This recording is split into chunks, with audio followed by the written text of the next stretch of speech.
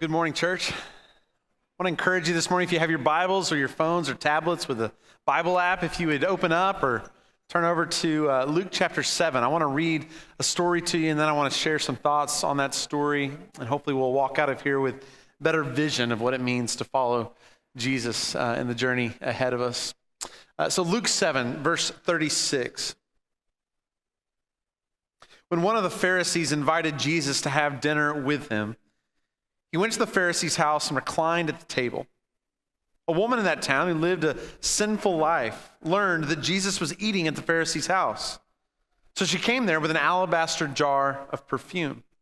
As she stood behind him at his feet, weeping, she began to wet his feet with her tears, and then she wiped them with her hair, kissed them, and poured perfume on them. When the Pharisee who had invited saw this, he said to himself, if this man were a prophet, he would know who is touching him and what kind of woman she is, that she is a sinner.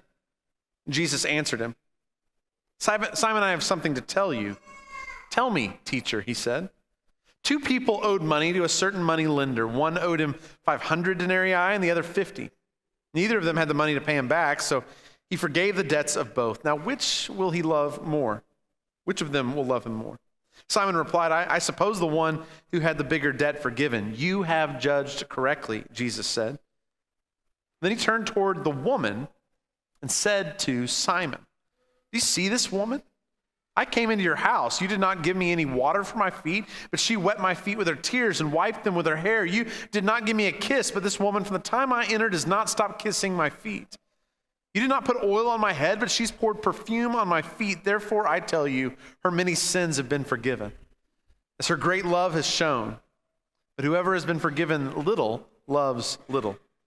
Then Jesus said to her, your sins are forgiven. The other guests began to say among themselves, who is this who even forgives sins? And Jesus said to the woman, your faith has saved you. Go in peace. God, we come before you this morning and we ask for the same Jesus who spoke those words to be present in our lives, to speak those words over those who need it even now. And God, for those of us who need our vision clarified, which I think counts all of us in the room, about what your kingdom is and how we see it and how we pursue people that you have called throughout this world, I pray that you would do that surgery on our eyes this morning again, so that we might see more clearly and then we might act in accordance with our vision and your vision. Pray this morning in the name of Jesus. Amen. He's a Pharisee, and she is a woman of the city, which may describe why we know his name is Simon and her name remains nameless. Usually Simon and this woman wouldn't have come into contact with one another. But when you follow Jesus closely, you tend to wind up with people that you didn't expect to come across. We don't know much about Simon. We do know he's a Pharisee, which means he knew the law quite well, and he tried to follow it as best as he could. Simon also, we know from the story, has a home that's capable of inviting guests in and having and hosting a dinner. And Simon seems to have a question about Jesus that I think shapes what he sees and what he fails to see in this story. And the question that seems to be prompted in this story that Simon's wondering as Jesus enters into the doors is this guy a prophet or not? And it doesn't take long for Simon to get his answer. We don't really know how sincere Simon is in trying to pursue this question. Perhaps he's a sincere admirer of Jesus, but it's also possible that Simon is just looking for one reason to discount Jesus and not follow him, not to believe he's a prophet. It all comes down to what we want to see. Because in the end, we always find what we're looking for. That's true when it comes to people's response to Jesus as well. For the poor, the sick, and the marginalized, the lost who found themselves on the outside of stories, again and again, you see the response in the Gospels is they are drawn to Jesus, they come to Jesus, they respond and follow his way. For the Pharisees, though, who can't admit their need, they respond to Jesus as if he's a threat to their power and their influence, their position. If you come to Jesus looking for the Messiah, you're going to find out he's the Messiah. Just watch and listen to what he does. But if you come for reasons to looking to maintain the way of life that you currently have, it's easy to discount Jesus and to continue to live that way. As Jesus said in the Beatitudes, blessed are those who are poor in spirit, for theirs is the kingdom of heaven. Or as the Message translates that same verse, I like this. You're blessed when you're at the end of your rope, for when there's less of you, there's more of God and his rule. Sometimes you have to need Jesus before you find him. But it would be a shame if this entire sermon was focused on Simon, because that's what we tend to do in our culture, isn't it? Find those who host these kinds of dinners and we talk about them. But there's a woman in the story that's important to focus on as well, to see clearly this morning, because, well, it's the interplay of Simon and this woman that make this story interesting, that really bring it intrigue.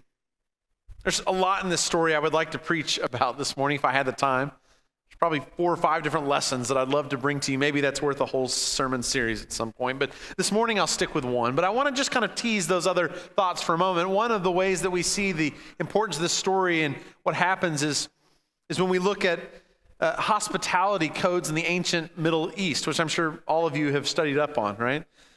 In America, when we host a dinner party, there are rules, there are etiquette of how you invite a guest in. You greet them at the door, you welcome them in, you may take their coats from them and put them in a closet or in a bedroom for safekeeping.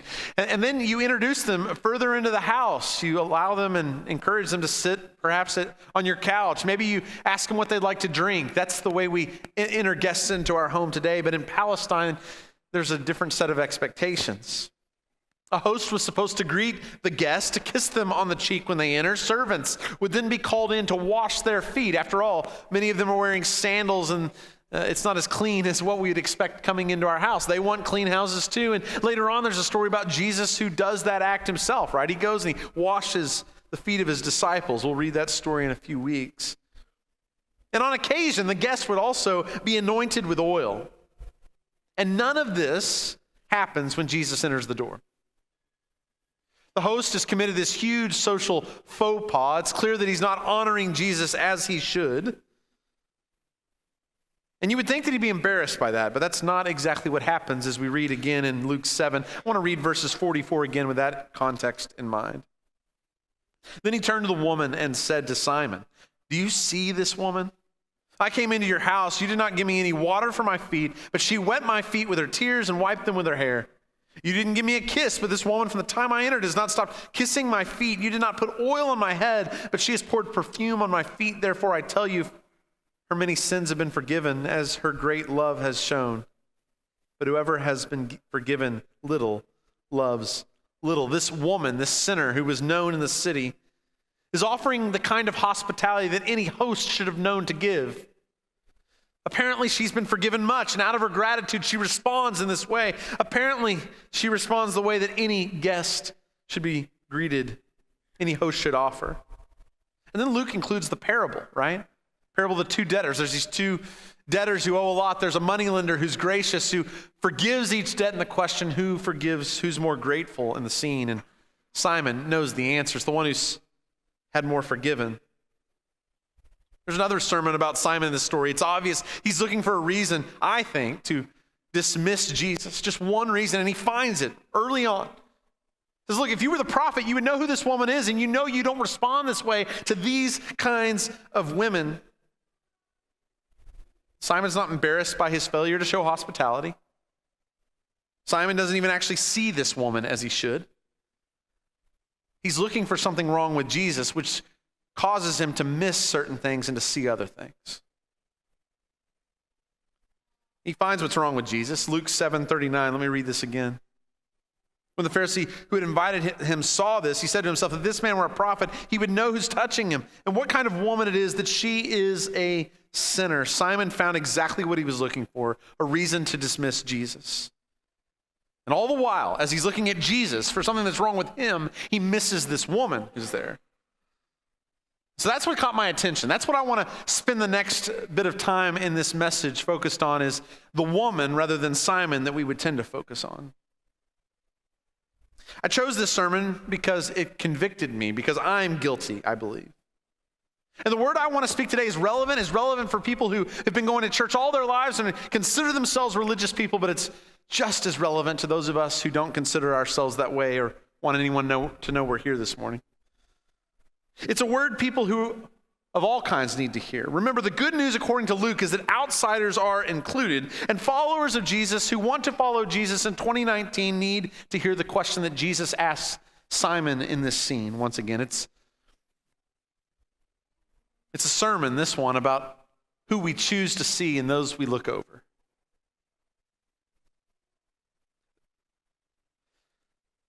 This is a sermon about the stories that we tell about people, about the labels that we lazily give to people so that we can dismiss them and move on to other people.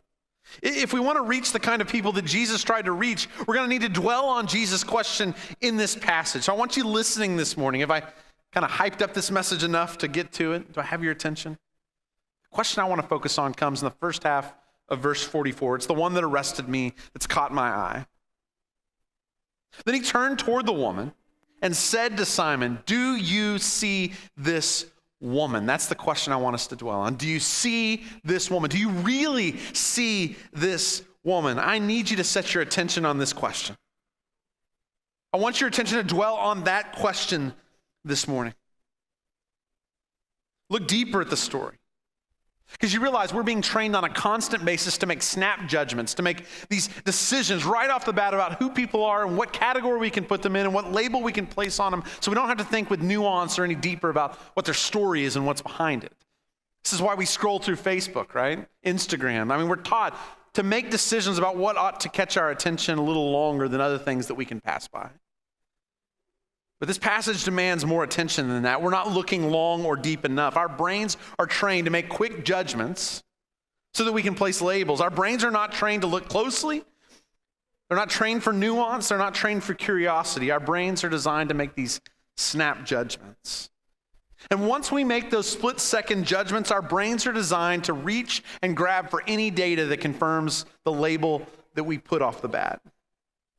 We think it's the opposite way. We think we make decisions based on data. We search out all the information, and we find out what's true and what's not, and then we make decisions that impact our lives. But what brain psychologists are telling us over and over again is it actually works the other way. We make split judgments, and then we look for data to support, narratives to support the judgments that we make.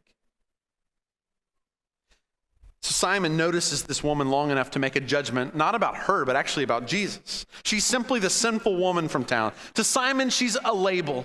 To Simon, she's a flat character. There's no depth there. To Simon, she's a minor character trying to make a judgment about Jesus, who's the major character. Simon sees her, but he doesn't actually see her. And so Jesus asks Simon a question in verse 44 that we all need to ask ourselves. Do you see this woman? And that question took me back to one of my favorite stories of all time, Les Miserables.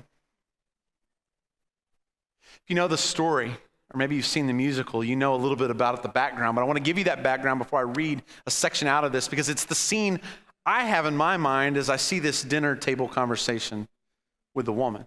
Victor Hugo writes Les Miserables in 1862. The story's set in the French Revolution, and it's actually written after that, reflecting back. It's a bit of historical fiction that he writes.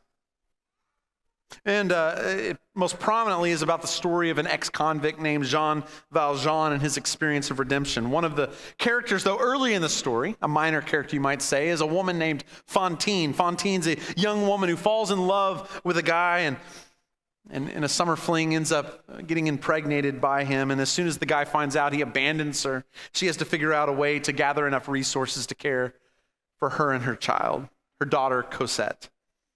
She gets a job in a factory, a good enough job, but this job requires, because of the sense of the day, that no one could know about this child that she had without a husband. And so she sends this child off to an innkeeper, the Thénardiers, to take care of her. And she goes off to this factory and sends money from afar to make sure that she's taken care of, not knowing that this child's being abused, not knowing that they're actually trying to extort money from her more and more. And as the years go on, the bills keep piling up, and she has to keep finding ways to continue to pay until eventually she loses her job because word gets around of who this woman is. She actually has another child out of wedlock, they find out, and so she's let go from her job. And we see this woman because we know her story. We have compassion and empathy for this woman because we know the backstory, but that's not how everyone sees this woman. So she has to find ways to gather enough money to care for her daughter, to send the payments on to make sure she's taken care of. And in desperation, without an education or anyone to help her, she sells her hair. She eventually sells her 2 front teeth with enough money to care for her child, wondering how things would end up. This is the story on page 118, a story that I see when I see this story about Simon and the woman. About the same time, Thénardier wrote to her that he had waited with decidedly too much amiability and that he must have 100 francs at once. Otherwise, he would turn little Cosette out of doors, convalescent as she was from her heavy illness, into the cold in the streets, and that she might do what she liked with herself and die if she chose. 100 francs, thought Fantine. But in what trade can one earn 100 sous a day? Come, said she, let us sell what is left. The unfortunate girl became a woman of the town. What is this history of Fantine? It is society purchasing a slave from whom? From misery, from hunger, cold, isolation, destitution, a dolorous bargain, a soul for a morsel of bread. Misery offers, society accepts. The sacred law of Jesus Christ governs our civilization, but it does not as yet permeate it. It is said that slavery has disappeared from European civilization. This is a mistake. It still exists, but it weighs only upon the woman, and it is called prostitution.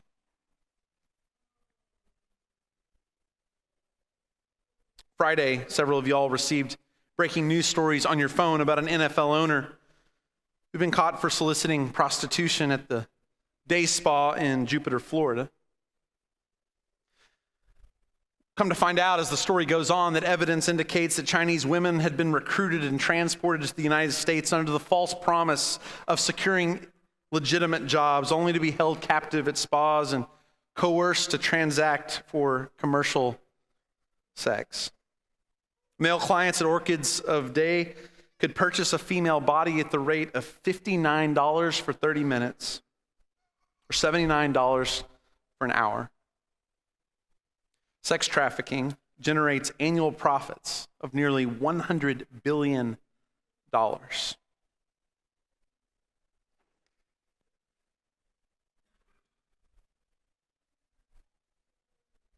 got to look closer. That paragraph where I read has a quote in it that is eerily similar to the story in Luke 7. The line that Hugo writes is, the unfortunate girl became a woman of the town. In Luke, the Greek actually reads this way. It reads, kai idou gune hetis ein in te pole amartolos. And the translation, if you were to take that kind of word by word underneath it, is, and behold, look, see, a woman who was in the town, a sinner. What's interesting is in most of our English translations, it doesn't actually translate the first word there, idou. It just means behold, see, look, pay attention. And later on, Jesus is going to call us back to that word. You see this woman. See, Fantine is a woman of the city. She has sold her body, and eventually Inspector Javert, the keeper of law and order, sentences her to 6 months in prison.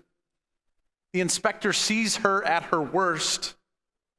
She's a woman of the city just selling her body. But there's another character, Valjean, who sees more of this woman, who knows the story behind that he's been a part of as well. And the difference is he sees her in a way that the inspector doesn't. The inspector sees a woman at her worst, and Valjean sees a woman who's trying to care for her daughter and for herself. Valjean sees Fantine as more than a prostitute. She's a woman who's fallen on hard times. She's a woman who would give anything for the sake of her daughter being taken care of. For some reason, we've begun to believe a narrative that the demise of sinful people is just a fitting ending to a life of sin. But is that judgment a proper way to see the woman in John 7? Is she simply discardable? Simon certainly doesn't see the woman as a full person. She's merely a bit character in a larger question about who Jesus is in the scene. Simon never sees the woman. This woman has had her debt forgiven. She's been forgiven much. But the question Jesus ends with is, do you see this woman? And my imagination started being stirred as I thought about Fontaine, and as I thought about this story in John 7, as I thought about not just people who are caught up in sex trafficking or these kinds of roles, but other people in our city, men in our city, young people in our city, women in our city that we don't quite see as we should. And so this morning I wanted to invite someone who is seeing women, particularly in her case, up close. And I thought maybe we need help seeing this morning. So Kristen, I want to ask you if you'd come to the stage. As I thought about a person in our church who sees the forgotten people in our city, Kristen Mazza is one of those. I wanted to invite her to a conversation to help us see better, because that's the prompt that Jesus gives us. Kristen's the executive director of independent living and youth and family services at Juliet Fowler Communities in East Dallas. A few years ago, she was tasked with the opening of Ebby House, which is a residential home for young women who have aged out of the foster care system or are at risk of homelessness due to neglect, abuse, and abandonment. And I've asked Kristen, and we talked this week about what does it look like to help see these women, these young people, these men in our city that are often forgotten, that aren't seen as clearly as we could, that we make snap judgments about. And as a church, we support several agencies and nonprofits through our benevolence ministry. At the end of the year, when we give out the funds for all those in our church and in our community who have need, we have extra funds at the end of the year often, and those are given to places like Allen Community Outreach that we send people to for resources here in Allen, or to Samaritan Inn, or to Ebby House as well. So, Kristen, I wanted you to tell us a little bit about your work there at Ebby House to begin this afternoon, this day. Sure. I think we're on afternoon now that I'm thinking about it, but this is an important conversation. Before I tell you a little bit about the Ebby House, I want to thank you as a church and as individuals for giving to our Benevolence Day here at Greenville Oaks, because your gift has blessed the Ebby House and enables us to continue serving the young women that we do. So thank you. As Collin mentioned, the Ebby House is a program in East Dallas that serves young women ages 18 to 24 who have either experienced foster care, have aged out of foster care, or who are at risk of homelessness, thus at a high risk of being trafficked. And they're at risk because of abuse, neglect, and abandonment.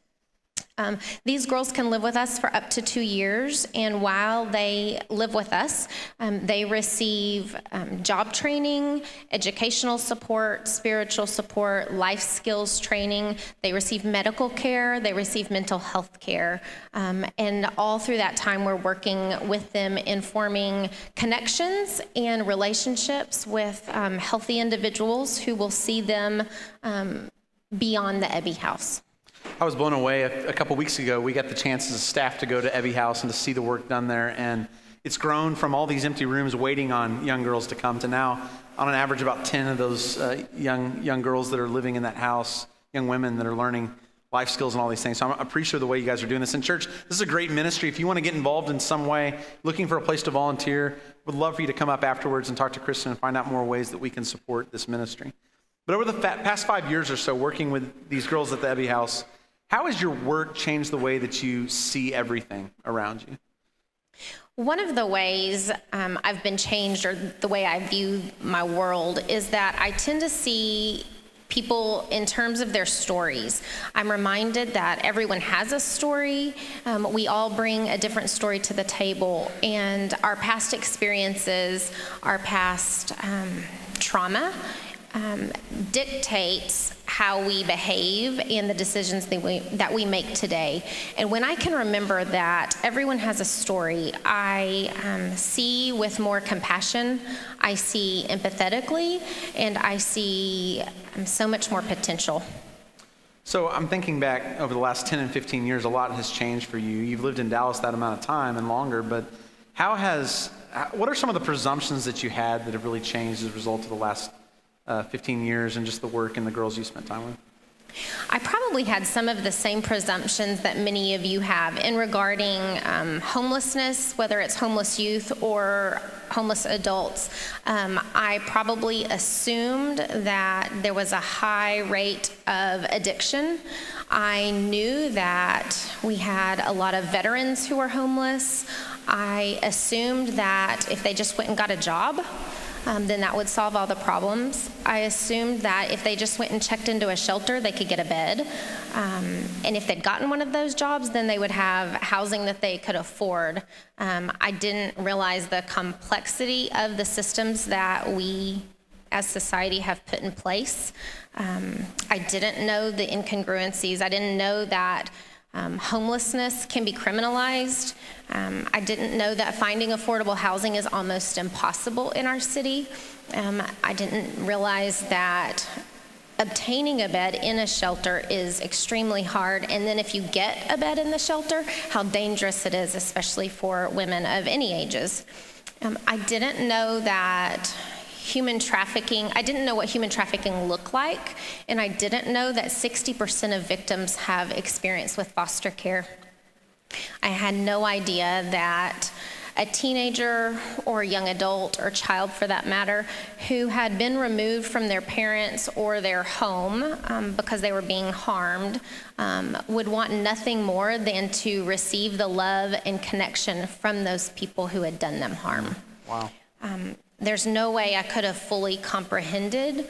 100% of my being understands this now, but no one chooses homelessness. When you drive around Dallas-Fort Worth, how do you see differently today than you did before, and what's impacted that? I simply see now. I see things that I didn't see before, such as homeless youth. I see now through the eyes of a homeless young woman. I hear oftentimes when I'm talking to people here in Collin County specifically, they will say, we don't have that problem. We don't have homeless youth. I don't see them. I don't see them on the street corner. I don't see them living under bridges. I don't see tent cities. And that's because our homeless youth don't hang out in the open. Our homeless youth are hiding in the shadows.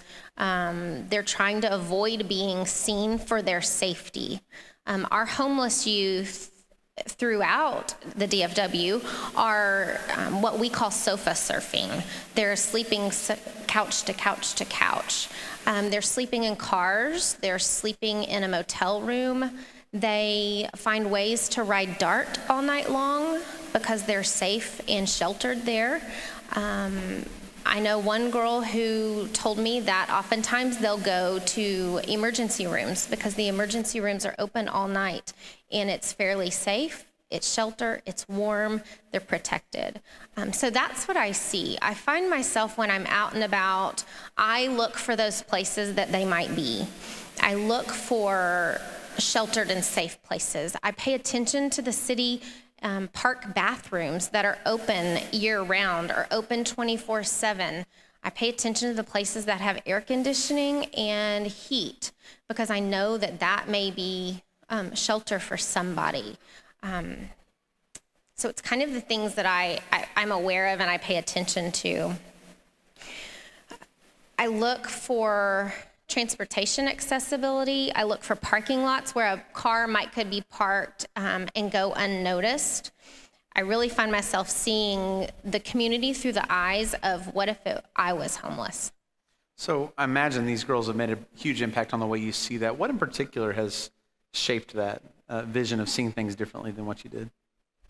When you spend time with somebody, and in my case, these young women, when I spend time with them and I hear their stories and I hear what's consuming their thoughts, where am I going to sleep tonight? When am I going to have my next meal? Am I going to be safe? When you hear that and then know that there's good work happening, that changes perspective. I can hear them say, I don't have to worry about where I sleep. I know that I always have food. I get to hear the girls laughing, and when I know that they can laugh, knowing all that they've been through, it's impactful. You know, I grew up going to church like many here in the room did, and we're all familiar with the scripture from Matthew 25 when Jesus says, I was hungry and you gave me something to eat. I was thirsty and you gave me something to drink. I needed clothes and you clothed me. But do you remember the question that followed afterwards? The people responded, when did we see you hungry and give you something to eat or drink? When I finally connected that spiritual truth with my real life, and I was changed. When I choose to see them, I couldn't help but be changed. So I know a lot of this is eye-opening, and some of us have experience with these kind of populations as well and are trying to think about how does the church affect this, right? How do we as followers of Jesus who know we're trying to follow Jesus see these unseen people? And what does it look like? How can the church, how can we as Christians respond to this in this day? So if you want to see unseen people, I'm happy to show you. And there's a variety of ways. There's so many ways that as church and individuals that you can help.